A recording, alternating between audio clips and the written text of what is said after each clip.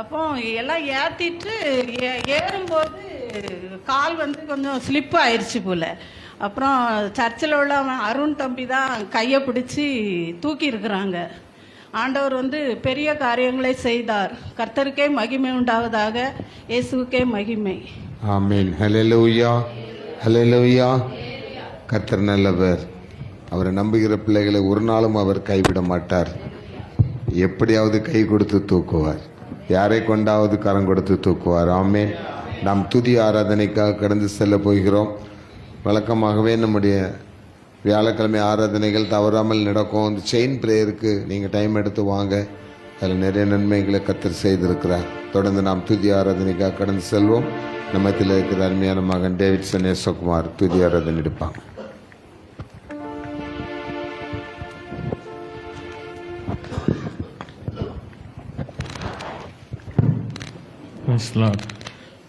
ஹல்லேலூயா. கர்த்தர் நல்லவர். ஹல்லேலூயா. எத்தனை பேர் விசுவாசிக்கிறீங்க கர்த்தர் நம்ம வாழ்க்கையில் நல்லவராக இருக்கிறார்? ஆமென். கடந்த மாதம் முழுவதும் தேவன் நம்மை கண்மணி போல காத்து கொண்டார். இன்றைக்கி நம்ம துதி ஆராதனை தேவனுக்கு நன்றி செலுத்த போகிறோம். இந்த வருடத்தில் 8 மாதங்கள் நம்மை தேவன் கண்மணி போல பாதுகாத்திருக்கார். அற்புதங்களை செய்து அதிசயங்களை செய்து கிருபையாய் நம்ம நடத்தி வந்திருக்க தேவனுக்கு நன்றி செலுத்தலாம். ஆமென். தேவன் எனக்கு என்ன பெரிய அற்புதம் செஞ்சார் அப்படி சொல்லிட்டு சில பேர் நினைக்கலாம், எனக்கு ஒன்றும் பெருசாக நடக்கலையே, நான் எதிர்பார்த்த காரியம் நடக்கலையேன்னு. ஆண்டவர் சொல்கிறார், நீ உயிரோடு இந்த பூமியில் இப்போ நிற்கிறதே தேவன் உனக்கு செய்த மிகப்பெரிய அற்புதம். எத்தனை பேர் விசுவாசிக்கிறீங்க? நேற்று வரைக்கும் நியூஸ் பேப்பர் எடுத்து பாருங்கள், எத்தனையோ பேர் மரித்திருப்பாங்க. முந்தானே இருந்தவங்க இன்னைக்கு காலையில் இருந்திருக்க மாட்டாங்க. ஆனால் தேவன் இந்த நேரத்தில் இந்த இடத்துல உங்களை நிற்க வைத்திருக்கிறது பெரிய அதிசயம். இப்போ கேட்ட சாட்சியை கூட பார்த்தீங்க, தேவன் எவ்வளோ அதிசயமாய் பாதுகாத்தார். இதுமாதிரி நம்ம வாழ்க்கையில் எத்தனையோ போராட்டங்களை தேவன் நம்மளுக்கு பாதுகாத்து வழி நடத்தி வருகிறார். ஹல்லேலூயா. கொஞ்ச நேரம் இருக்கிற இடத்துல எல்லாரும் எழும்பி தேவனை முழு மனதோடு ஆத்துமாவோடு முழு மனதோடு ஸ்தோத்திரிக்கலாம். தேவன் நம்ம வாழ்க்கையில் செய்த நன்மைகளை நினைத்து அவர் நம்மள குற்றங்களை மன்னித்திருக்கிறார், நம்முடைய மீறுதல்களை மன்னித்திருக்கிறார். அவர் சொல்றாரு, உன்னை கழுகு போல மாற்றுவேன், இளமை கழுகு போல மாற்றுவேன் சொல்றாரு. கழுகுக்கு ஒரு வருடத்தில் அவருடைய ஆயுசு நாட்கள் 70 வருஷம்னு சயின்ஸ் சொல்லுது. அதில் 40 வருஷம் வரும்போது அது ரொம்ப பலவீனமாக மாறும்போது அது ஒரு உயரமான இடத்துக்கு சென்று தன்னுடைய இறகெல்லாம் அதுவே பிச்சு போட்டு அது புது இறகு வர்ற வரைக்கும் காத்திருக்குமா. அந்த புது இறகு வளர்ந்ததுக்கப்புறம் அது புது பலன் அடைந்து ஒரு புதிய இளமையான கழுகு போல வளர்ந்து அது உயர பறந்து மறுபடியும் ஒரு புது பலன் அடைந்து அது மறுபடியும் அதோடைய வேலைகளை செய்யும். அதே போல் தேவன் இன்னைக்கு தேவ சமூகத்தில் நீங்கள் காத்திருந்து உங்ககிட்ட இருக்க எல்லா தேவனுக்கு பிரியமில்லாத காரியங்களையும் எடுத்து போட்டு தேவ சமூகத்தில் காத்து இருக்கும்போது தேவன் நமக்கு புது பலன் தருகிறார். தேவனுடைய திட்டங்களுக்காக காத்திருக்கணும், அவருடைய நோக்கங்களுக்காக காத்திருக்கணும், அவருடைய விருப்பத்துக்காக காத்திருக்கும் போது தேவன் நிச்சயமாக நம்மளை கழுகு போல உயர பறக்க செய்வார். ஆமென். எத்தனை பேர் விசுவாசிக்கிறீங்க? விசுவாசிக்கிறவங்க ஒரு நிமிஷம் கைகளை தட்டி தேவனுக்கு நன்றி செலுத்துங்க. ஆமென். ஹல்லேலூயா, ஹல்லேலூயா. அந்த வார்த்தை இருக்குது, இளமை கழுகு போல புதிதாக்கி நடத்துகிறார். நம்மளோட பாடல் புத்தகத்தில் 470வது பாடலை எடுத்து எல்லாம் நம்ம கொஞ்ச நேரம் தேவனை ஆராதிக்கலாம். இளமை கழுகு போல புதிதாக்கி மகிழ்கிறார். நீங்க மகிழ்கிறீங்களோ இல்லையோ, தேவன் உங்களை புதிதாக்கி அவர் மகிழ்கிறார். என் பிள்ளை நல்லா இருக்கணும், என் பிள்ளை உயர போகணும், கழுகு போல உயரமான இடத்துக்கு போகணும்னு தேவன் உங்களை உயரமான இடத்துக்கு கொண்டு போயிட்டு அவர் மகிழ்கிறார். ஹல்லேலூயா. அவருடைய இரக்கங்களால் உங்களை முடிசூட்டி உங்களை ராஜாவாக வைத்திருக்கிறார் தேசத்தில். ஹல்லேலூயா. உங்கள் வாழ்நாள் எல்லாம் திருப்தியாகி அவர் நடத்துகிறார். ஹல்லேலூயா. ஒரு விஷயம் இணைந்து பாடலாமா? தேவனை ஆராதிக்கலாமா? ஆமென். எல்லா கரங்களை தட்டி முழு ஆத்துமாவோடு, ஆத்துமாவே நன்றி சொல்லு முழு உள்ளத்தோடு, ஆத்துமாவே நன்றி சொல்லு முழு உள்ளத்தோடு, கர்த்தர் செய்த நன்மைகளை ஒரு நாளும் மறவாதே. உன் கர்த்தர் செய்த நன்மைகளை நீ ஒரு நாளும் மறவாதே. ஆத்துமாவே நன்றி சொல்லு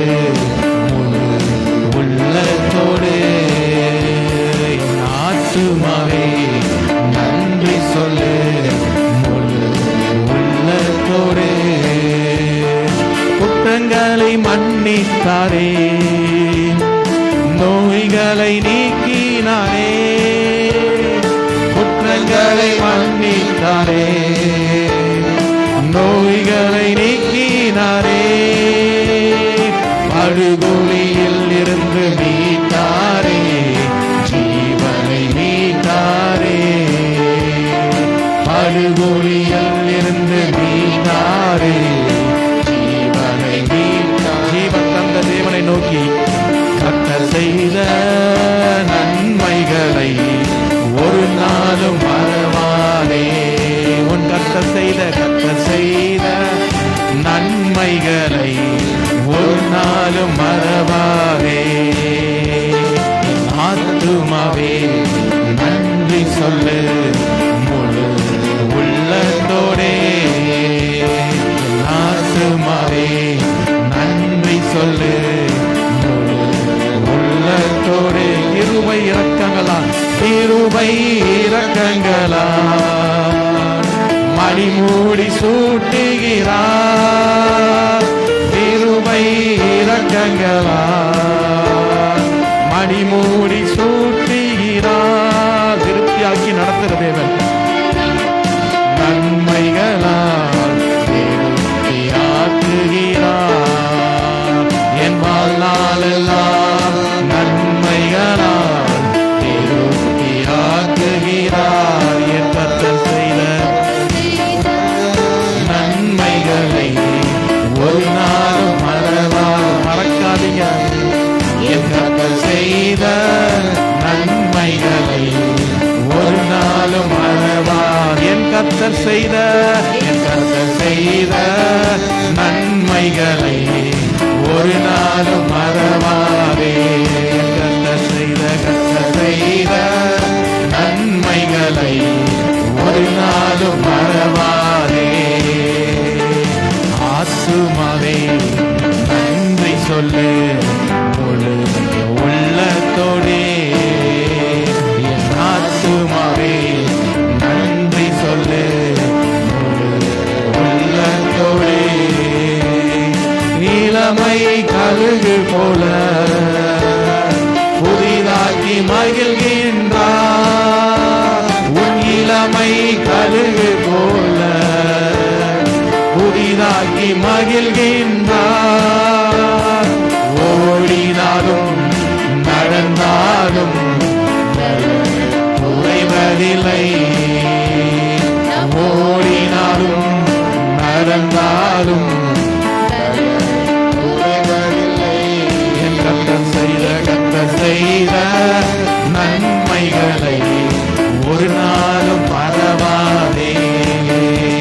உன் கர்த்தர் செய்த நன்மைகள் உணர்ந்து பாடலாமா? எத்தனை நன்மை செய்திருக்கிறார் தேவன் உங்க வாழ்க்கையில.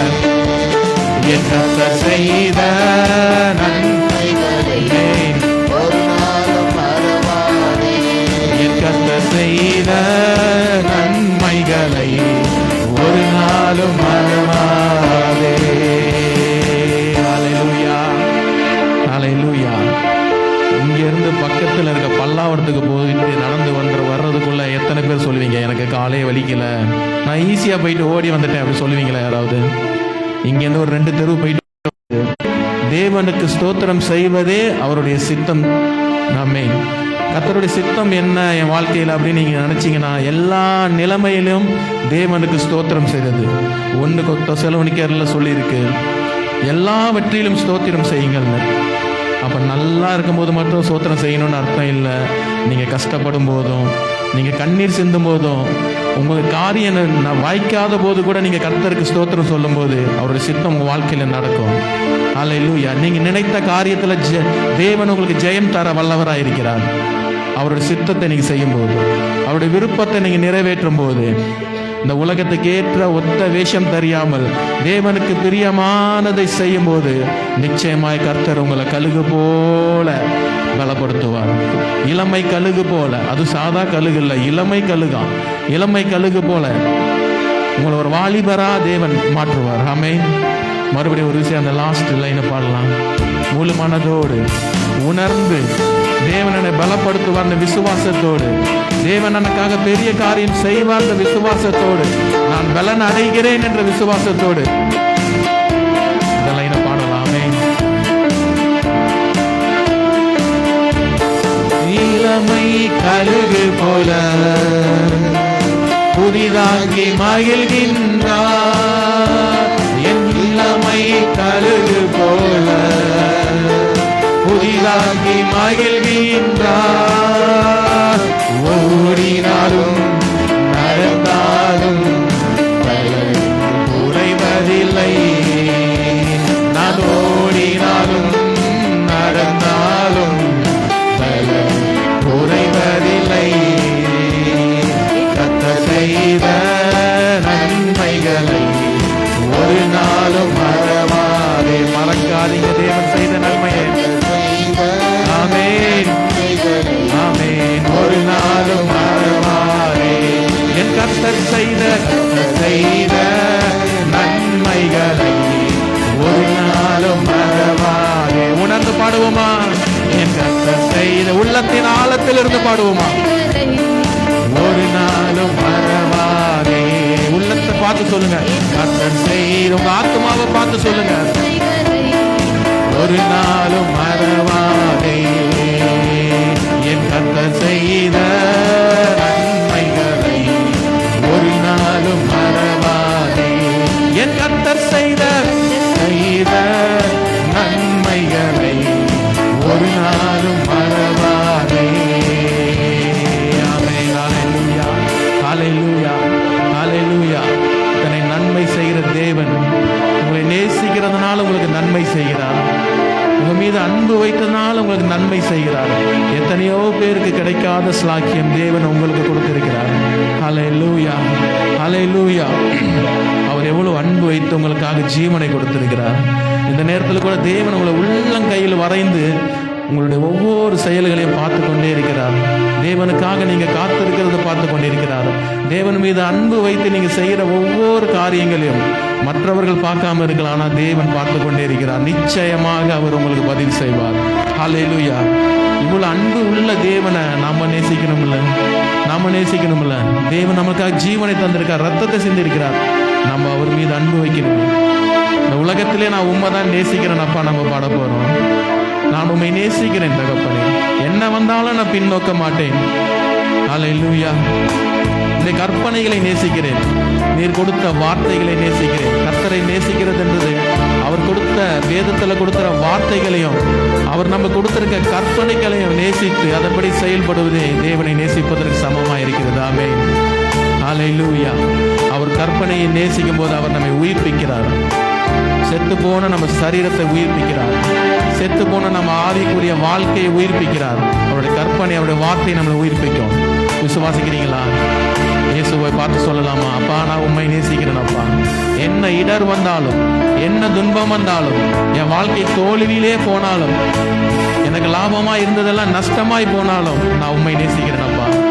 நான் உண்மை நேசிக்கிறேன் அப்பா. எனக்கு ஒண்ணுமே இல்லைனாலும் நான் உண்மை நேசிக்கிறேன் தகப்பனே.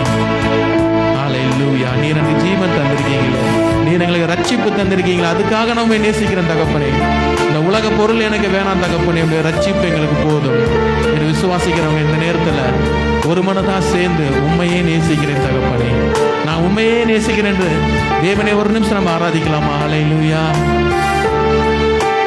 ஆமென். எல்லாம் உணர்ந்து உள்ளத்தின் ஆழத்திலிருந்து பாருங்க. உம்மையே நான் நேசிப்பேன், உம்மையே நான் நேசிப்பேன், உம்மையே நான் நேசிப்பேன், நான் பின் திரும்பேனே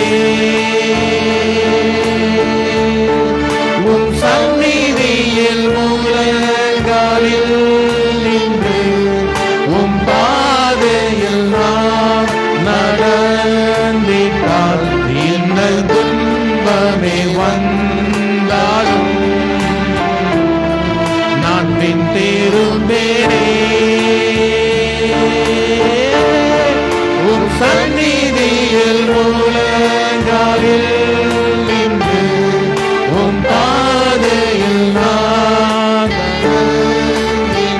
துன்பம் வந்தாலும் நாங்கள் பின்வாங்க மாட்டோம் தகப்பனே. நான் பின்தேறுவேனே சொல்லுமா உண்மையே போற்றுவேன், உண்மையே நான் போற்றுவேன், உண்மையே நான் போற்றுவதற்குரிய ஒரே தெய்வம் அவரே. உண்மையே நான் போற்றுவேன், நான் பின்தேறுவேனே உம் சந்நிதியில் முழங்காலில் நின்று உம் பாதையில் நான் நடந்திட்டால் என்ன துன்பமே வந்தாலும் நான் பின்தேறுவேனே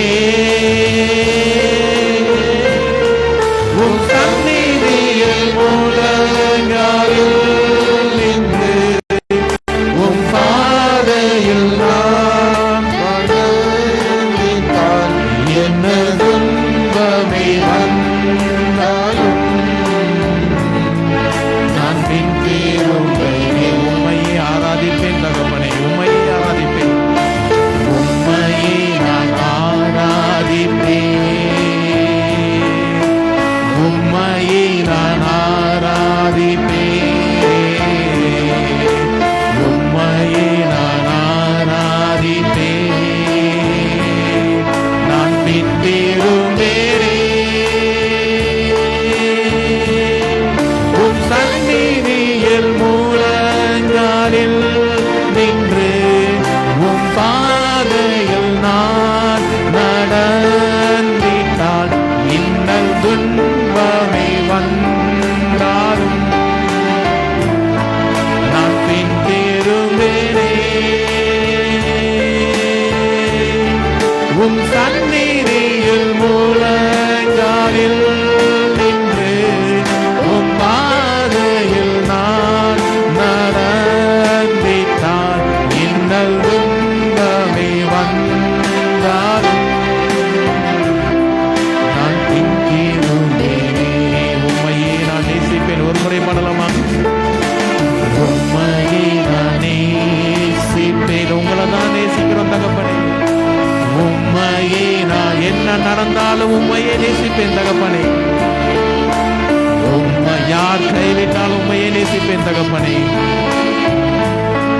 நான் பின்தேறுவேனே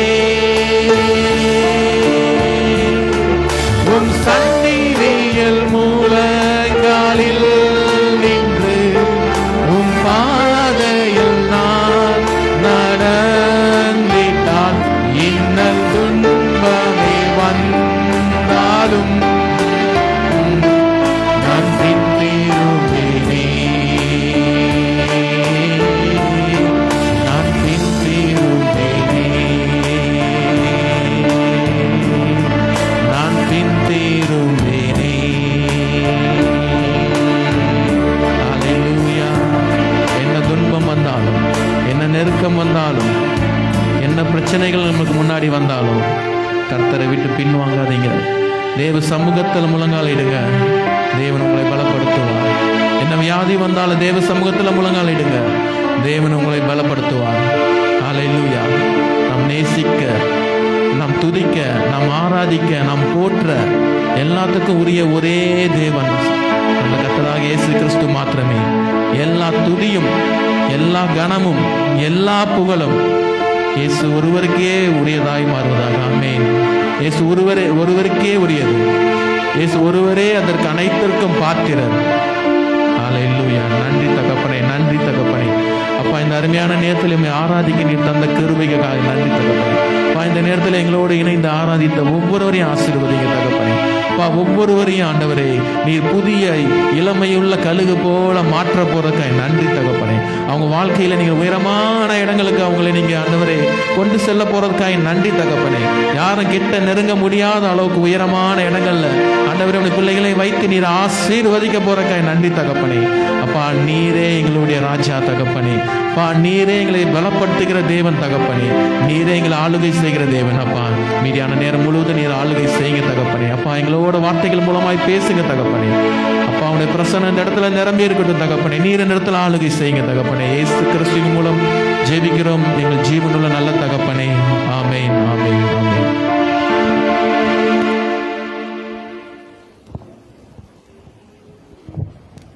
ஹல்லேலூயா.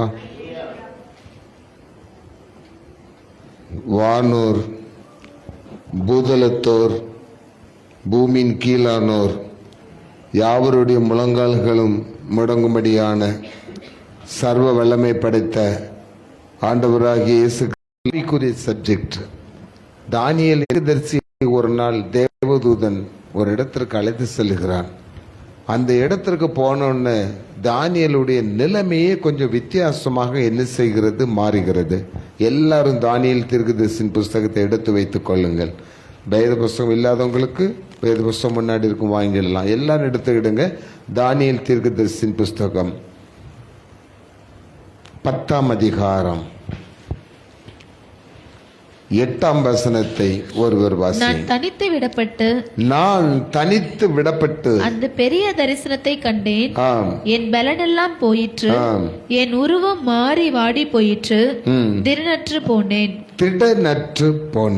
முதல் வார்த்தை உங்க மனசுல பதிச்சுக்கோங்க. திடனற்று போனேன். அதே தானியேல் தீர்க்கதரிசியின் புஸ்தகத்திலே 10ஆம் அதிகாரம் 19ஆம் வசனத்தை வாசித்து பாருங்கள். பிரியமான புருஷனே, பயப்படாதே, உனக்கு சமாதானம் உண்டாவதாக, திடன்கொள் என்றான். இப்படி அவன் என்னோடு பேசுகையில் நான் திடன் கொண்டு அவனை நோக்கி, என் ஆண்டவன் பேசுவாராக, ஏற்படுத்தினீரே என்றேன். அடுத்தாற்போல் தானியேல் தீர்க்கதரிசியின் புஸ்தகத்தை எடுத்துக்கொள்ளுங்க. தானியேல் தீர்க்கதரிசியின் புஸ்தகத்தில் அதே 10ஆம் அதிகாரம் எடுத்துட்டீங்களா? 10ஆம் அதிகாரத்தில் 16ஆம் வசனத்தை வாசிங்க. என் உதடுகளை தொட்டான். உடனே நான் என் வாயை திறந்து பேசி எனக்கு எதிரே நின்றவனை நோக்கி, என் ஆண்டவனே, தரிசனத்தினால் என் மூட்டுகள் புரண்டன, பலனற்று போனேன்.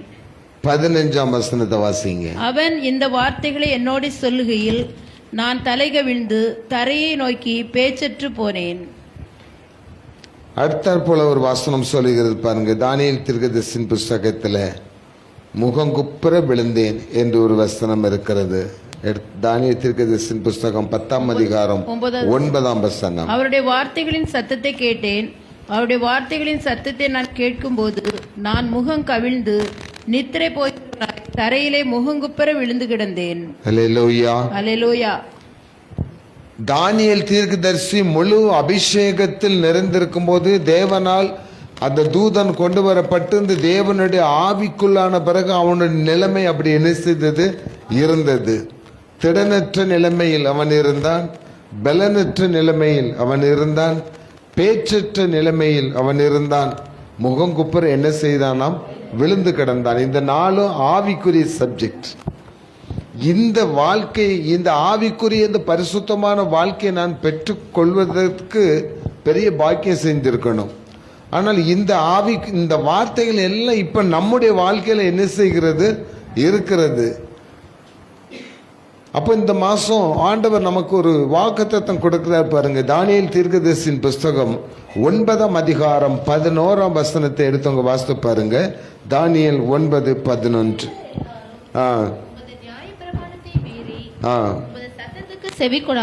உமது சத்தத்திற்கு செவிகொடாமல் விலகி போனார்கள். அவருக்கு விரோதமாக பாவம் செய்தோம். ஆகையால் தேவனுடைய தாசனாகிய மோசேயின் நியாயப்பிரமாண புஸ்தகத்தில் எழுதியிருக்கிற சாபமும் ஆணையாக்கினையும் எங்கள் மேல் சொரியப்பட்டன. பாவம் செய்தபடியினால் நமக்கு சாபமும் என்ன செய்தது, வந்தது. இந்த சாபம் நம்முடைய குடும்பத்திற்கு வந்தபடினாலே நம்முடைய வாழ்க்கை இப்பொழுது எப்படி இருக்கிறதாம்? சகரியா தீர்க்கதரிசியின் புஸ்தகம் 9ஆம் அதிகாரம் 11ஆம் வசனத்தை எடுத்தவங்க வாசிங்க. சகரியா 9:11. உனக்கு நான் செய்வது என்னவென்றால், உனக்கு நான் செய்வது என்னவென்றால், தண்ணீர் இல்லாத குழியிலே, நல்ல கவனிச்சுடுங்க, தண்ணீர் இல்லாத குழியிலே அடைப்பட்டிருக்கிற உன்னுடையவர்களை உன் உடன்படிக்கையின் இரத்தத்தினாலே நான் என் உடன்படிக்கையின் இரத்தத்தினாலே விடுதலை பண்ணுவேன். நம்பிக்கையுடைய சிறைகளே. போதும் அம்மா. தண்ணீர் இல்லாத குழியிலே அடைப்பட்டிருக்கிற உன்னை என்னுடைய சொல்லப்படல, உன்னுடைய உடன்படிக்கையின் இரத்தத்தினாலே உன்னை நான் விடுதலை பண்ணுவேன். அப்போ நம்ம இப்ப இருக்கிற இடத்தை ஆண்டவர் சொல்லுகிறார், தண்ணீர் இல்லாத ஒரு குழிக்குள்ள அடைப்பட்டு என்ன செய்கிறோம்? இருக்கிறோம். பெரிய குழிக்குள்ள தான் கிடக்கிறோம். பாவ குழி, சாப குழி. இதுல இருந்து வெளியே வர முடியல, தப்பிச்சு வர்றதுக்கு வழியே இல்லை. ஒரு படிக்கட்டு இருந்தா என்ன செஞ்சிருக்கலாம்? ஏறி வரலாம், வழியே இல்லை. அந்த குழிக்குள்ள கிடந்த நம்ம அவஸ்தப்படுறோம். எப்படி அவஸ்தப்படுகிறோமா? திடனற்று போனோம், பலனற்று போனோம், பேச்சற்று போனோம், முகங்குப்புற என்ன செஞ்சு கிடக்கிறோம்? விழுந்து கிடக்கிறோம். இந்த நிலைமையில இருக்கிற நம்மை பார்த்து ஆண்டவர் சொல்லுகிறார், நான் உங்களை விடுதலை செய்ய போகிறேன். ஆமென் சொல்லுங்க. திடனற்ற நிலைமையிலிருந்து விடுதலை செய்ய போகிறேன். பைபிள்ல தாவீதை குறித்து ஒரு காரியம் சொல்லப்பட்டிருக்கு. 1 சாமுவேல் 30ஆம் அதிகாரத்தை வாசித்து பார்த்தீங்கன்னா, தாவீது ஒரு யுத்தத்துக்கு போயிட்டு வாராரு. சிக்கலாகுங்கிற ஊருக்கு வரும்போது அவர் இருந்த இடத்த வந்து பார்த்தா ஒண்ணுமே அங்க எதுவுமே இல்லை. மனைவியை காணும், பிள்ளைகளை காணும், கூட இருந்த காணும், ஆடு மாடு கோழி குதிரை ஒண்ணுமே இல்லை. 1 சாமுவேல் 30ஆம் அதிகாரத்துல எப்படி இருக்கும் அவருக்கு? அவரும் அவர் கூட வந்தவங்களும் ஒருத்தருமே காணல. பெரிய பிரச்சனை. கூட இருந்தவங்களே இவருக்கு விரோதமா, தாவீதுக்கு விரோதமா பேசும்போது பைபிள் சொல்லுகிறது 1 சாமுவேல் 30:6ஆம் அதிகாரத்தில் தாவீது மிகவும் நெருக்கப்பட்டான். சகல ஜனங்களும் குமாரர் குமார்த்திகள் நிமித்தம் மனக்லேசமானதினால் அவனை கல்லெறிய வேண்டும் என்று சொல்லிக் கொண்டார்கள். தாவீது தன் தேவனாகிய கர்த்தருக்குள்ளே தன்னை திடப்படுத்திக் கொண்டான். ஹல்லேலூயா. பேசுவாங்க, ஆறுதலா பேசுவாங்க. 3வது நாள் ஜெப கூட்டம் நடக்கிற வரைக்கும் பேசுவாங்க. 4வது நாள் நம்மளை கண்டா வேறு தெருவழியை என்ன செஞ்சிருவாங்க? மாறி போயிருவாங்க. இதுதான் மனிதர்களுடைய அன்பு. மனிதர்களுடைய வார்த்தை நம்ம என்ன செய்யாது? திடப்படுத்த முடியாது. ஏதோ கொஞ்ச நேரத்துக்கு டீ காஃபி குடிக்கிற மாதிரி தான் அதனுடைய பவர் வந்து. வேதம் சொல்லுகிறது, நீ உன்னை திடப்படுத்த முடியாது, உன்னை ஒருவராலும் திடப்படுத்த முடியாது, நீ கர்த்தருக்குள் திடப்படு. அல்லேலூயா. அதனால தான் தென்னிந்திய திருச்சபைகளிலே திடப்படுத்தல் ஆராதனைன்னு ஒன்று என்ன செய்கிறது? இருக்கிறது. அதுக்கு பிறகு தான் அவங்க என்ன செய்ய முடியும்? திருவிருந்து, இந்த கம்யூனியன், இந்த புது நன்மைகள் அதுக்கு பிறகு தான் என்ன செய்ய முடியும்? எடுக்க முடியும். எடுத்தேன் கவிழ்த்தேனுங்கிறது கிடையாது, திடப்படுத்தப்படுதல். அப்போ பைபிள் சொல்லுது, கர்த்தருக்குள் நீ உன்னை திடப்படுத்தி கொண்டால் அவர் உன்னை திடப்படுத்துவார். அல்லேலூயா. திடப்படுத்துவது மாத்திரம் இல்ல, அந்த தாவீதினுடைய மேட்டரை பார்த்தீங்கன்னா அடுத்த வசனத்துல அவன் திடப்படுத்தி ஆண்டவர்கிட்ட கேட்கிறான், நான் இழந்ததெல்லாம் பெற்றுக்கொள்வேன். ஆண்டவர் சொல்கிறார், ஒன்று விடாமல் சகலத்தையும் பெற்றுக்கொள்வாய். அல்லேலூயா. அப்ப இன்னைக்கு உங்க வாழ்க்கையில ஏதோ ஒன்றை இழந்து நீங்கள் திடனற்று போய் இருக்கிறீர்கள் என்றால், இன்று கர்த்தருக்குள் நீங்கள் உங்களை திடப்படுத்திக் கொள்ளுங்கள். ஒன்று விடாமல் அவலத்தையும் பெற்றுக்கொள்வீர்கள். ஆமென் சொல்லுங்க. 2வதாக பாருங்க, பலனற்று போனேன். ஏசாயா தீர்க்கதரிசியின் புஸ்தகம் 40ஆம் அதிகாரம் 31ஆம் வசனத்தை வாசித்து பாருங்க. இளைஞர் இளைப்படைந்து சோர்ந்து போவார்கள், வாலிபரும் இடறி விழுவார்கள். கர்த்தருக்கு காத்திருக்கிறவர்களோ புதுபெலன் அடைந்து கழுகுகளைப் போல செட்டைகளை அடித்து எழும்புவார்கள். ஓடினாலும் இளைப்படையார்கள், நடந்தாலும் சோர்ந்து போகார்கள். சொல்லுங்களேன். இந்த மெசேஜ துதி ஆராதனையிலே மகன் மூலமா ஆண்டவர் என்ன செய்துட்டாரு? கொடுத்துட்டார். நீங்க யோவான் எழுதின சுவிசேஷம் 5ஆம் அதிகாரம் எடுத்து வாஸ்து பார்த்தீர்களானால், அங்கு ஒரு மனிதனை குறித்து சொல்லப்பட்டிருக்கிறது. 38 வருடமாக அவன் எப்படி கிடக்கிறான்? வியாதியில பலனற்று போய் கிடக்கிறான். ஏன்னா அதுக்கு முந்தி சொல்லுது அங்க ஒரு குளம் ஒன்று இருக்கிறது, அந்த குளத்துல எப்பமாவது தூதன் வந்து என்ன செய்வாரு, கலக்கும் போது எவன் முந்தி அந்த குளத்தில் போய் விழுகிறானோ அவனுக்கு எந்த நோயா இருந்தாலும் என்ன செஞ்சிருமா, சுகமாயிருமா. அந்த யோவான் எழுதின சுவிசேஷம் 5ஆம் அதிகாரம் 7ஆம் வசனம் என்ன சொல்லுகிறது, அதற்கு வியாதியஸ்தன் ஆண்டவரே தண்ணீர் கலக்கப்படும் போது என்னை குளத்தில் கொண்டு போய் விடுவதற்கு ஒருவரும் இல்லை, போதும், நான் பலனற்று போனேன், வியாதியிலே பலனற்று போனேன், எனக்கு உதவி செய்வதற்கு ஒருவரும் இல்லை. இதோ பக்கத்துல தான் இருக்குது அந்த குளம், அங்கு கொண்டு என்னை விடுவதற்கு கூட ஒருவரும் இல்லை. காரணம் 38 வருஷமா வியாதிப்பட்டு புழுத்து அழுகி நாற்றம் எடுத்து ஒரே இடத்துல அழுக்காய் கந்தைய அசிங்கமாய் இருக்கிற அவனை தேற்றுவதற்கு, ஆற்றுவதற்கு, அவனை உயிர்ப்பிப்பதற்கு, உதவி செய்வதற்கு எந்த மனுஷனும் இல்லை. நாளை நம்முடைய வாழ்க்கை எப்படி இருக்கலாம், நமக்கு ஏதாவது ஒரு மாறாக சம்பவித்து நம்ம கஷ்டப்படுறோம்னா, சமீபத்தில் நீங்க டிவியில ஒரு இது போட்டாங்க, இஸ்ரேல் யுத்தத்தில் அந்த காசா பட்டணத்தில் உள்ள மக்களுக்கு சாப்பாடு கொண்டு போடுறாங்க ஹெலிகாப்டர்ல. அது இன்னும் ஒரு சின்ன பையனுக்கு கிடைச்ச ஒரு உணவை இன்னொரு பெரிய ஆள் வந்து என்ன செய்யறாரு, புடுங்கிட்டு ஓடுற, பார்த்துருப்பீங்கன்னு நினைக்கிறேன், புடுங்கிட்டு ஓடுறாரு. அந்த குழந்தை அப்படியே கதறுது. அதை பார்த்து எவ்வளவு பயங்கரமான நிலைமை இந்த உலகத்தில் வந்திருக்கிறது. உதவி செய்வதற்கு ஒருவரும் இல்லை. யோசித்துக் கொள்ளுங்க நம்முடைய வாழ்க்கை குறித்து. இன்று நீங்கள் கர்த்தருடைய கிருபையினால் ஆசீர்வாதமாய் இருக்கிறீர்கள், ஆமென் சொல்லுங்க. நாளை நம்முடைய நிலைமை எப்படி மாறும் என்று தெரியாது. இந்த மனிதன் அந்த காலத்தில் 38 வருஷம், இயேசுவை விட 3 வயது மூத்தவர் அவர். 38 வருடமாக அப்படிப்பட்ட வியாதியில் இருக்கிற அவனை இயேசு கண்டு அவரிடத்துல வந்து கேட்டு, உனக்கு என்ன வேணும்னு கேட்கிறாரு. அப்பதான் சொல்லாரு, எனக்கு இப்போ வருஷம் வியாதி, ஒருவரும் எனக்கு உதவி செய்யவில்லை.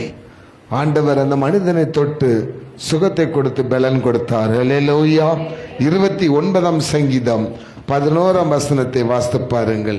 29ஆம் சங்கீதம் 11ஆம் வசனம். கர்த்தர் தமது ஜனத்திற்கு பலன் கொடுப்பார், கர்த்தர் தமது ஜனத்திற்கு சமாதானம் அருளி அவர்களை ஆசீர்வதிப்பார். கர்த்தர் தமது ஜனத்திற்கு பலன் கொடுப்பார், கர்த்தர் தமது ஜனத்துக்கு சமாதானம் தந்துருளி அவர்களை ஆசீர்வதிப்பார். அல்லேலூயா.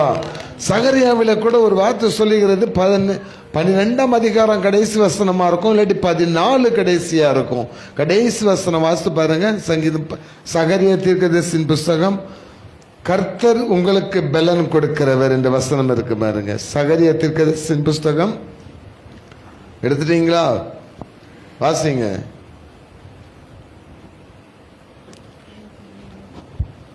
சகரியா தீர்க்கதரிசியின் புஸ்தகத்துல டக்கு டக்குன்னு தேடி எடுக்கணும். நான் தான் மறந்துட்டேனாலும் நீங்க எடுக்க வேண்டாமா?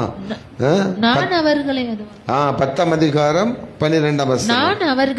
நான் அவர்களை கர்த்தருக்குள் பலப்படுத்துவேன். போதும். அல்லேலூயா. உலக பிரகாரமான மனிதருக்குள் அல்ல. நல்ல ஆழ்ந்து யோசிக்கணும். நான் அவர்களை யாருக்குள் பலப்படுத்துவேன்? கர்த்தருக்குள் பலப்படுத்துவேன். அப்படி கர்த்தருக்குள் பலப்படுத்தப்பட்டவர்கள் தான் கழுகுகளை போல என்ன செய்வார்களா, உயர செட்டைகள் எடுத்து எழும்புவார்கள். இன்னைக்கு நம்ம பலனற்று போய் இருக்கிறோம் சிஸ்டர். நிறைய காரியங்களை பலனற்று போயிட்டோம். ஒண்ணுமே செய்ய முடியாத நிலைமைக்கு நம்ம தள்ளப்பட்டுட்டோம். அப்படிப்பட்ட நம்ம எதுக்கு பலனற்று போனோம் அப்படின்னாச்சுன்னா, வேதம் சொல்லுகிறது பாருங்கள். சங்கீதம் 40 2ஆம் வசனத்தையும் 3ஆம் வசனத்தையும் எடுத்து வாசித்து பாருங்கள். 40ஆம் சங்கீதம். கர்த்தருக்காக பொறுமையுடன் காத்திருந்தேன், அவர் என்னிடமாய் சாய்ந்து கூப்பிடுதலை கேட்டார். பயங்கரமான குழியிலும் விளையான சேற்றிலும் இருந்து என்னை தூக்கி எடுத்து கால்களை கண்மலையின் மேல் நிறுத்தி என் அடிகளை உறுதிப்படுத்தினார். போதும். ஆழமான குழியிலும் சேற்றிலும் இருந்த என்னை ஆண்டவர் தூக்கி எடுத்து எந்திரிக்க முடியல, சேற்றுக்குள்ள கிடக்கிறேன், பாவம் செஞ்சு பாவம் செய்து பாவ சேற்றுக்குள்ள கிடக்கிறேன், சாப சேற்றுக்குள்ள கிடக்கிறேன், வியாதிங்கிற சேற்றுக்குள்ள கிடக்கிறேன், கடனுங்கிற சேற்றுக்குள்ள கிடக்கிறேன், நஷ்டம்ங்கிற ஒரு குழிக்குள்ள நான் கிடக்கிறேன், எனக்கு உதவி செய்வார் ஒருவரும் இல்லாத நிலையில் அப்படிப்பட்ட சேற்றில் இருந்து கர்த்தர் என்னை தூக்கினார். ஹல்லேலூயா. நம்மை தூக்கி எடுக்கிறவர், தூக்கி எடுக்கிறது மாத்திரமல்ல, நம்மளை கண்மலையின் மேல் கொண்டு என்ன செய்கிறவரா, உயர்த்தி வைக்கிறவரா. அப்போ ஒரு காரியத்தை யோசித்துங்க, ஒரு சேத்துல கிடக்கிற ஒரு மனுஷனை தூக்கி கண்மேல கொண்டு உயர்த்தி வைக்கணும்னா அவன் சுத்தம் செய்யப்பட வேண்டும், அவனுடைய வஸ்திரங்கள் மாற்றப்பட வேண்டும். அப்போ ஆண்டவர் அந்த வேலையும் செய்கிறார். அவனை என்ன செய்கிறாரா, சுத்தப்படுத்தி அவனுக்கு ஒரு நல்ல வஸ்திரம் கொடுத்து அவனை கொண்டு எங்க வைக்கிறாரு, கண்மலையின் மேல் வைக்கிறாரு. அந்த கண்மலை கிறிஸ்துவே. ஹல்லேலூயா. தன்னோடு அவர் வைத்துக் கொள்கிறாராம். சேற்றிலிருந்து தூக்கினார், கண்மலை மேல் நிறுத்தினார். பாவமான வாழ்க்கையை மாற்றி தந்தாரே, துன்பமான வாழ்க்கையில் இன்பம் தந்தாரே, அவரே என் கண்மலை. எங்களோடு சேர்ந்து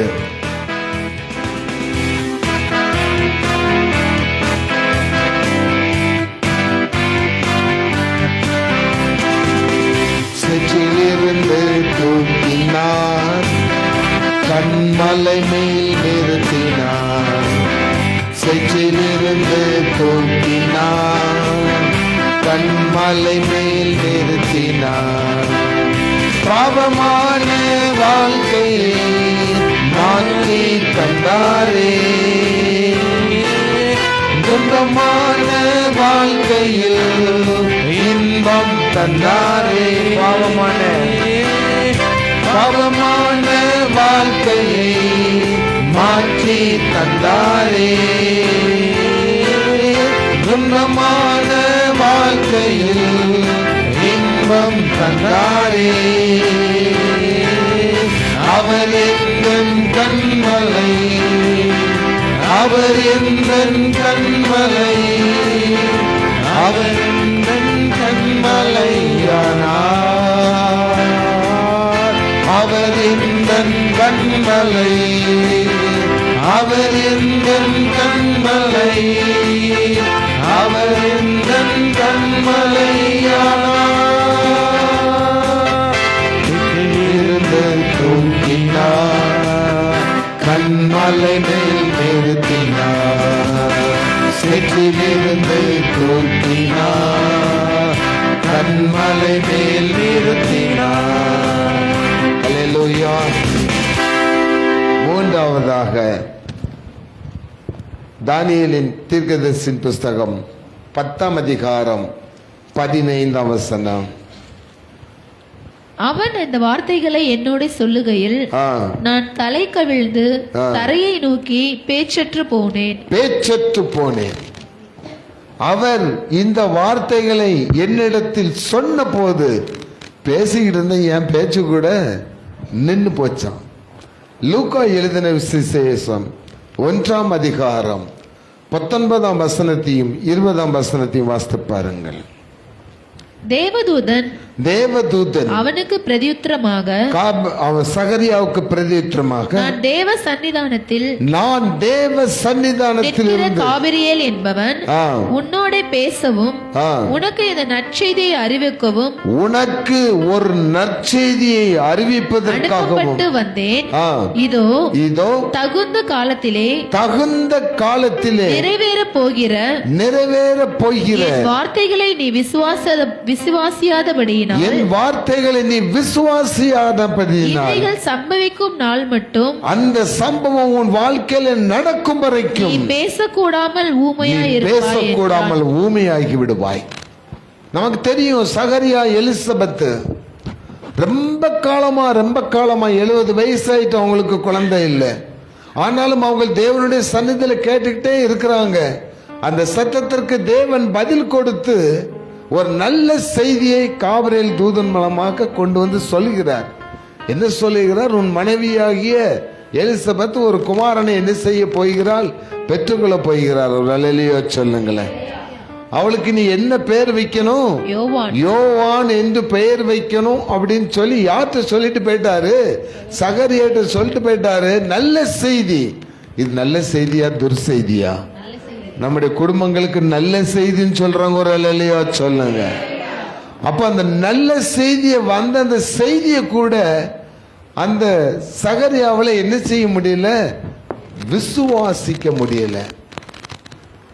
அந்த விசுவாசம் இல்லாதபடினால ஆண்டவர் பாருங்க, அவன் வேறு ஏதாவது தாறுமாறான காரியத்தை வெளியே போய் சொல்லிடக்கூடாது. ஏன்னா தேவன் கொடுத்த செய்தி நல்ல செய்தி, அதை துர்செய்தியை என்ன செஞ்சிடக்கூடாது, சாத்தான் மாத்திரக்கூடாதுங்கிறதுக்காக அவன் வாயை ஊமையாக்கி வச்சுட்டார், பேச முடியாதபடி வச்சுட்டாரு. காலம் வந்தது, அந்த அம்மாவுக்கு குழந்தையும் பிறந்தது. அந்த குழந்தைக்கு ஒவ்வொரு பேர் வைக்கணும் அப்படின்னு சொல்ற நேரத்தில் தான் சகரியா அந்த 1ஆம் அதிகாரம் 63 வசனத்தை எடுத்துருங்க. ஒரு ஸ்லேட்டை வாங்கி, ஒரு கற்பலகை வாங்கி என்ன பேர் வைக்கணும்னு எழுதி கொடுக்கிறாரு. அந்த பேர்ல யோவான் என்று எழுதியிருக்கிறது. வசனம் சொல்லுகிறது, அந்த யோவான்ங்கிற பேரை எழுதி கொடுத்த உடனே பேச முடியாமல் இருந்த வாய் திறந்தது. அல்லேலூயா. இது லூக்காவில் சொல்லப்பட்டிருக்கு. இன்னைக்கு பேச்சற்று நம்ம போனதுக்கு காரணம் என்ன தெரியுமா? நம்ம நிறைய தப்பு பண்ணி நமக்கு விரோதமா நிறைய பேர் எழும்பி, நமக்கு கஷ்டம் வரும்போது, நஷ்டம் வரும்போது நான் சொல்ற பாவம் வந்து என்னன்னா, தேவனுக்கு விரோதமான அவிவிசுவாசமான வார்த்தைகளை பேசுவதும், அவன் நம்பிக்கையான வார்த்தையை பேசுவதும், அவருடைய வல்லமையை குறைத்து எடை போடுவதும். குறைத்து எடை போடுறது, இது முடியுமா? இது அவரால் முடியுமா? அவர் சர்வ வல்லமையுள்ள தேவன். ஹல்லேலூயா. தேவனால் கூடாத காரியம் ஒன்றுமில்லை. ஆராய்ந்து முடியாத பெரிய காரியங்களை செய்கிறவர் நம்முடைய ஆண்டவர். சங்கீதம் 126:3 சொல்லுகிறது, அவர் பெரிய காரியங்களை நமக்கு செய்திருக்கிறார். எனவே நாம் களி கூர்ந்து மகிழ்ந்திருக்கிறோம். இந்த மாதத்தில் உங்களுக்கு பெரிய காரியங்களை செய்வார். ஆமேன்னு சொல்லுங்க. பெரிய காரியங்களை செய்வேன்னு ஆண்டவர் சொல்லிட்டாரு. செய்யலன்னு முறுமுறுத்தீங்கன்னா ஊமையாக்கி போடுவாரு. நீங்க எதுவுமே பேச முடியாது, வாய் திறந்தே பேச முடியாது. நம்ம நல்லா பேசணும், சரிங்களா? நல்ல பாட்டு படிக்கணும், சினிமா பாட்டு இல்லை, கத்தரை துதிக்கணும், நல்லா பேசணும். தேவனுடைய வார்த்தைகள் என்ன செய்யணுமா? பேசணுமா? அப்போ இன்னைக்கு ஆண்டவருக்கு ஒரு ஆசீர்வாதமான வார்த்தை சொல்றாரு. அப் டு டேட், இந்த நாள் வரை உங்களுடைய வாழ்க்கையில உங்களுக்கு விரோதமாக, உங்கள் பிள்ளைகளுக்கு விரோதமாக, உங்கள் குடும்பத்தாருக்கு விரோதமாக, நீங்கள் செய்கிற வேலைகளுக்கு, தொழில்களுக்கு விரோதமாக நிபமான சொல்லை, தேவையில்லாத சொல்லை, நிந்தையான சொல்லை உங்கள் குடும்பத்தினர் மீது, கணவன் மீது, மனைவி மீது, பிள்ளைகள் மீது, இயேசுவை அறியாதவர்கள் இயேசுவை அறிந்தும் வேண்டும் என்று சொல்லுகிறவர்கள் சொல்வார்களானால், ஏசாயா தீர்க்கதரிசியின் புஸ்தகம் 58ஆம் அதிகாரம் 9ஆம் வசனத்தை எடுத்து வாசித்து பாருங்க. ஏசாயா தீர்க்கதரிசியின் புஸ்தகம். அப்பொழுது நீ கூப்பிடுவாய், கர்த்தர் மறு உத்தரவு கொடுப்பார். கர்த்தர் மறு உத்தரவு கொடுப்பார். நீ சத்தமிடுவாய், இதோ நான் இருக்கிறேன் என்று சொல்லுவார். நுகத்தடியையும் விரல் நீட்டுதலையும் நிபச்சொல்லையும் நீ உன் நடுவிலிருந்து அகற்றி பசியுள்ளவனிடத்தில். போதுமா? நிபச்சொல், விரல் நீட்டுதல், இதை ஆண்டவர் உங்களை விட்டு அகற்றி போடுவார். அல்லேலூயா. உங்களை பார்த்து ஒருத்தன் விரல் நீட்டி ஒரு வார்த்தை கூட இனிமேல் பேச முடியாது. ஆமென் சொல்லுங்க. உங்க குடும்பத்தை குறித்து, உங்க பிள்ளைகளை குறித்து, எதை குறித்து, உங்கள் ஆவிக்குரிய வாழ்க்கை குறித்து, ஊழியத்தை குறித்து நிபமான சொற்களை எவனும் என்ன செய்ய முடியாது, பேச முடியாது. ஆண்டவர் சொல்லுகிறார், நான் அதை அகற்றி போடுவேன். அப்போ இதுவரைக்கும் அவங்க அப்படி பேசிட்டு இருந்தாங்க, நம்மளை குறித்து தாறுமாறா பேசிட்டு இருந்தாங்க. வேதம் ஏசாயா தீர்க்கதரிசி சொல்லுகிறது, உன்னை குற்றப்படுத்தின நாவை இனி நீ குற்றப்படுத்துவாய். ஹல்லேலூயா. அப்போ நமக்கு மிஞ்சி போன காரியத்தினால அவன் பேச நம்மளால என்ன செய்ய முடியல, ஏத்து பேச முடியல. பேச்சு வாய் என்ன செஞ்சுக்கிட்டேன், பொத்திக்கிட்டேன். யோபு அப்படித்தான் ஓவரா பேசியிருந்தாரு. யோபின் நண்பர்களும் ஓவரா பேசியிருந்தாங்க. கடைசியில் யோபு 41ஆம் அதிகாரத்தில் சொல்றாரு, இனிமேல் நான் வாய் மூடிட்டு எப்படி இருப்பேன், மௌனமாயிருப்பேன். ஏனென்றால் என் தேவன் சகலத்தையும் செய்ய வல்லவர், அவர் செய்ய நினைத்தது தடைப்படாதன்னு ஒரு அறிக்கை இட்டாரு. அந்த நாட்களில் அவனுடைய வாதை நீங்கி போயிட்டு ரெட்டிப்பான நன்மை பெற்று கொண்டார். அல்லேலூயா. அப்போ ஆண்டவர் சொல்லுகிறார், உனக்கு விரோதமான நிபச்சொல்ல மாற்ற போறேன், நிந்தனையை மாற்ற போறேன், தேவையில்லாதவனுடைய காரியங்களை மாற்ற போறேன். உன் வாழ்க்கை ரொம்ப சீரழிஞ்சு போய் கிடக்கு, நீ எல்லாராலையும் கைவிடப்பட்ட நிலையில் இருக்கிற, வேதனையில் இருக்கிற, கஷ்டத்தில் இருக்கிற, கண்ணீரோடு வாழ் தள்ளுற, பெருமூச்சு, திடனற்று போய் பலனற்று போய் அப்படியே வீட்டுக்குள்ள முகம் கவந்து முகம் குப்புற விழுந்து கிடக்கிறியே, உன்னை பார்த்தா ஆண்டவர் சொல்லுகிறாரு. ஏசாயா தீர்க்கதரிசியின் புஸ்தகம் 62ஆம் அதிகாரம் 2ஆம் வசனத்தை எடுத்து வாசித்து பாருங்க. ஜாதிகள் உன் நீதியையும் சகல ராஜாக்களும் உன் மகிமையும் காண்பார்கள். கர்த்தருடைய வாய் சொல்லும், கர்த்தருடைய வாய் சொல்லும் புது நாமத்தால் நீ அழைக்கப்படுவாய். நீ அழைக்கப்படுவாய்.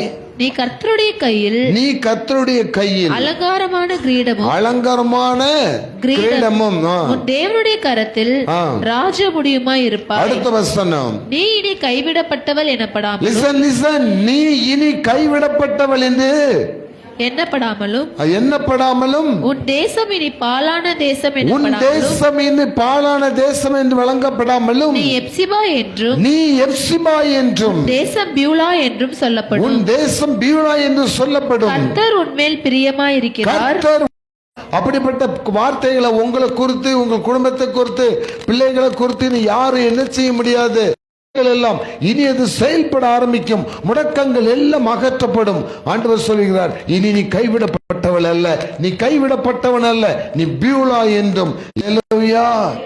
கர்த்தர் நல்லவர், கர்த்தர் நல்லவர். கடைசியாக முகங்குப்புற விழுந்து கிடந்தான். வந்த பிறகு ஆயிரம் பண்ணனால பெருந்தரளா போய் கொஞ்சம் பேர் தோத்துட்டு என்ன செஞ்சுட்டாங்க, வந்துட்டாங்க. நம்ம இன்னைக்கு அப்படித்தான் இருப்போம். நமக்கு எதிராக இருக்கிறவன் ரொம்ப ஈஸியானவன், சீக்கிரத்தில் அவனை தாழ்த்து அப்படி பண்ணிடலாம் சொல்லிட்டு போவோம். அங்கதான் நம்ம என்ன செஞ்சுட்டு வருவோம், தோல்வியை சந்திச்சுட்டு என்ன செய்வோம், வருவோம். அதே மாதிரி தான் போய் தோத்துட்டு வந்தாங்க. தோத்ததுக்கு ரீசன் சொல்றாரு. அந்த தோத்துட்டு வந்தோடனே மோசே, யோசுவாவும் அவனோட கூட இருந்தவர்களும் கர்த்தருடைய சமூகத்தில் முகங்குப்புற விழுந்து கிடந்தார்கள். மோசே இஸ்ரவேல் ஜனங்களுக்கு பிரச்சனை வரும்பொழுதெல்லாம் கர்த்தருடைய சமூகத்தில் முகங்குப்புற விழுந்து தான் பிரேயர் பண்ணாரு. இந்த யோசுவாவும் முகங்குப்புற விழுந்து என்ன செய்யறாரு, பிரேயர் பண்றாரு. அப்பதான் ஆண்டவர் சொல்றாரு, உன் வீட்டுக்கு உன்னோட கூடாரத்தில் என்ன இருக்கிறது, சாபம் இருக்கிறது. இன்னைக்கு ஆண்டவர் சொல்லுகிறார், நீ முகங்குப்புற விழுந்து கிடக்கிறதுக்கு காரணம் என்ன? உன் குடும்பத்தில் பாவம் இருக்குது, உன் குடும்பத்தில் சாபம் இருக்குது, உன் குடும்பத்தில் சூனியம் இருக்குது. நிறைய பேரை சாத்தான் பிசாசால என்ன செஞ்சு வச்சிருக்கான், கட்டி வச்சிருக்கான். எப்போ அந்த இந்த பிரச்சனைகள் இருக்கிற வரைக்கும் உன்னோட சின்ன வேண்டி நீ என்ன செஞ்சிருவ, தோத்துருவேன், ஜெயிக்கவே முடியாது. ஒரு சின்ன தாவீது ஒரு இயேசுவின் நாமத்தை பயன்படுத்தி, சேனைகளின் கர்த்தர்னு சொல்லி நாமத்தை பயன்படுத்தி பெரிய கோலியாத்தை வீழ்த்தினான். அந்த கோலியாத்து முகங்குப்புற விழுந்து செத்து கிடந்தானாம். இன்னைக்கு இயேசுவின் நாமத்தை நீங்க பயன்படுத்தி உங்க குடும்பத்தில் உள்ள எல்லா பாவ சாபங்கள், சூனியங்கள், கட்டுகள் எல்லாவற்றையும் ஜெயிக்கணும்னு சொல்லி இயேசுவின் நாமத்தை பயன்படுத்தி பாருங்க. உங்கள் சத்துரு அப்படியே முகங்குப்புற விழுந்து செத்து கிடப்பான். நீங்க அவன் மேல ஏறி நிற்க போறீங்க. அல்லேலூயா, அல்லேலூயா. அப்ப இதுவரைக்கும் முகங்குப்புற கிடந்து விழுந்து கிடக்கிற உங்களை ஆண்டவர் தூக்கி விட போகிறாராம். வேதம் சொல்லுகிறது, நான் உங்களை எழுந்து நிமிர்ந்து நடக்க பண்ணுகிற கர்த்தர். 8ஆம் மாசம் வரைக்கும் விட்டுருங்க. ஆனா எண்ணி பாருங்க, என்னென்ன விஷயத்தில் நீ திடனற்று போனாய், எந்தெந்த விஷயத்தில் நீ பலனற்று போனாய், எந்தெந்த விஷயத்தில் நீ சோர்வடைந்து போனாய், எந்தெந்த விஷயத்தில் நீ இல்லாமையாய் இருக்கிறாய், எந்தெந்த விஷயத்தில் பேச முடியாதபடி தலை கவிழ்ந்து திரிகிறாய், எந்தெந்த விஷயத்தில் வெளியே வர முடியாதபடி முகங்கவிழ்ந்து வீட்டில் இருக்கிறாயோ, அந்த காரியங்கள் எல்லாவற்றையும் இன்னைக்கு ஆண்டவரத்தில் ஒப்பு கொடுங்க. உன்னுடைய உடன்படிக்கையின் இரத்தத்தினால் இயேசுவை சிலுவையில் அடிக்கப்படுவதற்கு முன்பதாக அவர் சொல்லுகிறார், திராட்சை ரசத்தை எடுத்து அதை ஆசீர்வதித்து கொடுத்து, இது உங்களுக்கும் எனக்கும் உள்ள பாவ மன்னிப்பின் என்ன செய்கிறது, புதிய உடன்படிக்கையின் ரத்தமாய் இருக்குன்னு சொன்னாரே. அப்ப இந்த பாவ மன்னிப்பாகிய உடன்படிக்கை இன்னைக்கு உங்களுக்கும் இயேசுக்கும் இருக்குமானால், இன்று நீங்கள் ஆண்டவரோட டாக்குமெண்ட் வைப்பீங்களானால், குழியில் கிடக்கிற உங்கள் குடும்பம், பள்ளத்தில் கிடக்கிற உங்கள் குடும்பம், மீட்க முடியாதபடி இருக்கிற பிள்ளைகளுடைய வாழ்க்கை எல்லாவற்றையும் ஆண்டவர் சொல்லுகிறார், விடுவிப்பேன். நம்பிக்கையுள்ள சிறைகளே அரணுக்கு திரும்புங்கள், இரட்டிப்பான நன்மைகளை நான் தருவேன். நாளைக்கு தருவேன் இருக்குதா, இன்றைக்கே தருவேன். ஹல்லேலூயா. கரங்களை உயர்த்து ஹல்லேலூயா சொல்லுங்க. இரட்டிப்பான நன்மைகளை இன்றைக்கே தருவேன், இன்றைக்கே தருவேன். குழியில் கிடக்கிற உங்களை நான் என்ன செய்வேன்? விடுதலை செய்வேன். ஒரு உடன்படிக்கை பண்ணும்படி நாம் ஜெபிக்கும்படி எழுந்திருக்கலாம். பாப்பா,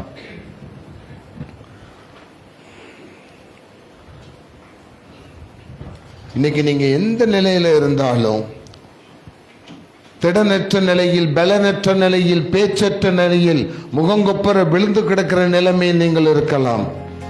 எந்த நிலைமையில் நீங்கள் இருந்தாலும் உங்களை விடுவிக்கிற ஆண்டவர் உங்களோடு இருக்கிறார். ஹல்லேலூயா, ஹல்லேலூயா. நம்ம ஆண்டவர்கிட்ட ஒப்பு கொடுக்கணும் சிஸ்டர், அதான் ரொம்ப முக்கியம். என் அன்பு சகோதரனே, சகோதரியே, இதை இங்கிருந்து இருந்து இந்த ஆராதனையில் கலந்து கொண்டிருக்க உங்களுக்கு, இதை பார்த்து கொண்டிருக்கிற எத்தனையோ குடும்பங்களுக்கும் ஆண்டவர் கொடுக்கிற வார்த்தை, நான் உங்களை விடுதலை செய்ய போகிறேன். சிறையிருப்பிலிருந்து விடுதலை செய்ய போகிறேன். வியாதியிலிருந்து விடுதலை செய்ய போகிறேன். கடனிலிருந்து விடுதலை செய்ய போகிறேன். தள்ளப்பட்ட நிலையிலிருந்து விடுதலை செய்ய போகிறேன்.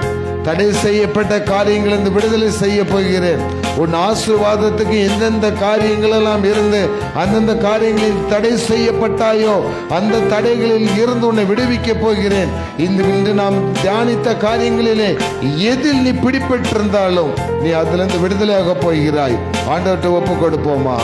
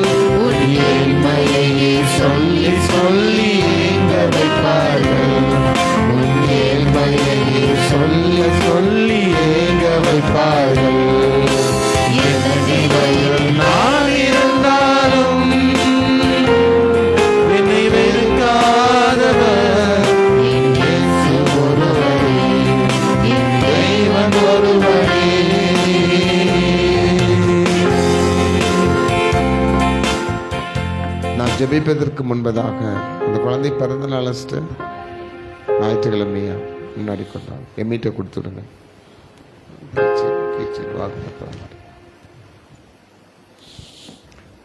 மகிழ்வோம். முன்னாடி வா. பேர் என்னம்மா? ஆஷ்லி. கர்த்தர் கொடுத்த குழந்தை, கற்பத்தின் கனி. அல்லேலூயா.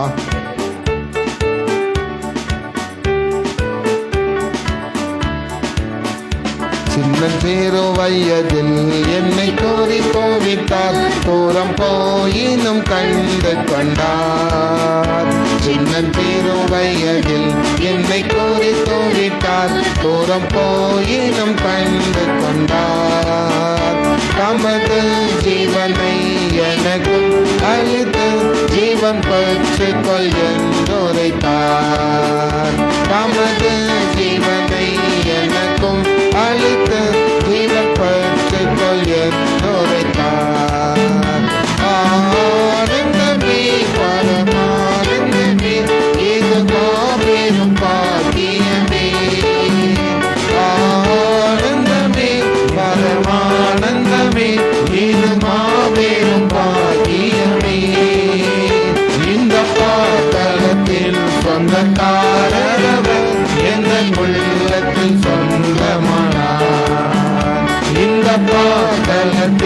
சொந்தக்காரவர் எங்கள் உள்ளத்தில் சொந்தமா.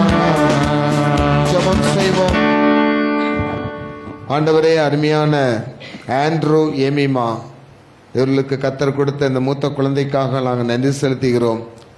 இன்று கர்த்தருடைய சமூகத்தில் இந்த பிள்ளைனுடைய பிறந்த நாளுக்காக இவர்கள் குழந்தையை எடுத்துட்டு வந்திருக்காங்கப்பா. கிறிஸ்துக்களாக இந்த குழந்தையை நாங்கள் கர்த்தருக்குள் பிரதிஷ்டை பண்ணுகிறோம். இந்த குழந்தை கர்த்தருடைய குழந்தையாய், கர்த்தருடைய நாமம் தரிக்கப்பட்ட குழந்தையாய், கிருபையுள்ள வார்த்தைகளை தலையில் சுமக்கிற குழந்தையாய், கர்த்தருடைய தயவால் வளர்க்கப்படுகிற குழந்தையாய், கர்த்தருடைய அன்பினால் பாதுகாக்கப்படுகிற குழந்தையாய், கர்த்தருடைய வல்லமையினால் இந்த குழந்தை பிற்காலத்தில் தேவ தரிசனங்களை பெற்றுக்கொள்கிற பிள்ளையாய், ஊருக்கும் வெளியோருக்கும் புறஜாதிகளுக்கும் மத்தியிலே சாட்சி உள்ள பிள்ளையாய் கர்த்தரை மாற்றி ஆசீர்வதிக்க வேண்டுமா ஜெபிக்கிறோம். பிள்ளைகளை பெற்ற அருமையான தாயாரையும் தகப்பனையும் கர்த்தர் ஆசீர்வதிங்க. அருமையான இந்த குழந்தை இருக்கிற வீட்டில் இருக்கிற அருமையான லாசரியாவுக்காக, ஜெரானிக்காவுக்காக, பிள்ளைகளுக்காக சோத்திரம். உன் பிள்ளைகளின் சமாதானம் பெரிதாய் இருக்கும் என்று கர்த்தர் சொல்கிறார். அல்லேலூயா. இயேசுவின் நாமத்தில் ஜெபிக்கிறோம் பிதாவே, ஆமென். God bless you.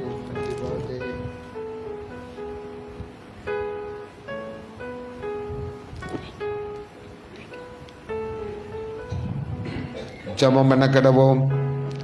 எங்களை நேசிக்கிற நல்ல தகப்பனே, உம்மை நாங்கள் நன்றியோடு துதிக்கிறோம், சோதரிக்கிறோம் அப்பா.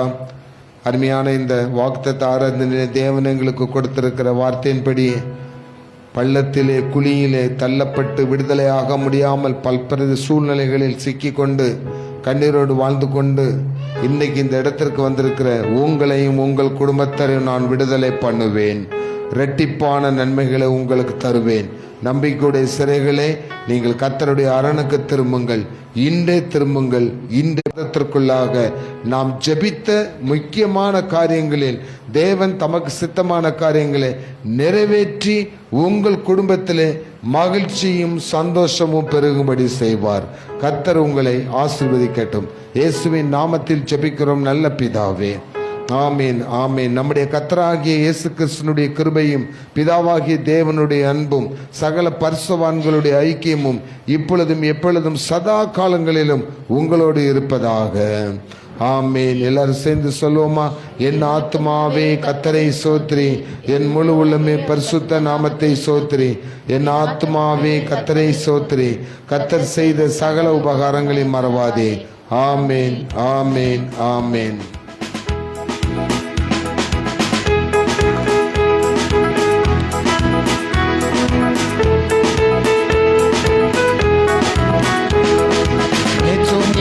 நாளை என்றும் மாறாதவர், நம்பினோரை என்றும் அவர் கைவிடாதவர். நேற்றும் இன்றும் நாளை என்றும் மாறாதவர், நம்பினோரை என்றும் அவர் கைவிடாதவர். நம்பத்தக்கவர், உண்மை உள்ளவர், சொன்னதை செய்பவர். அல்லேலூயா. நம்பத்தக்கவர், உண்மை உள்ளவர், சொன்னதை செய்பவர்.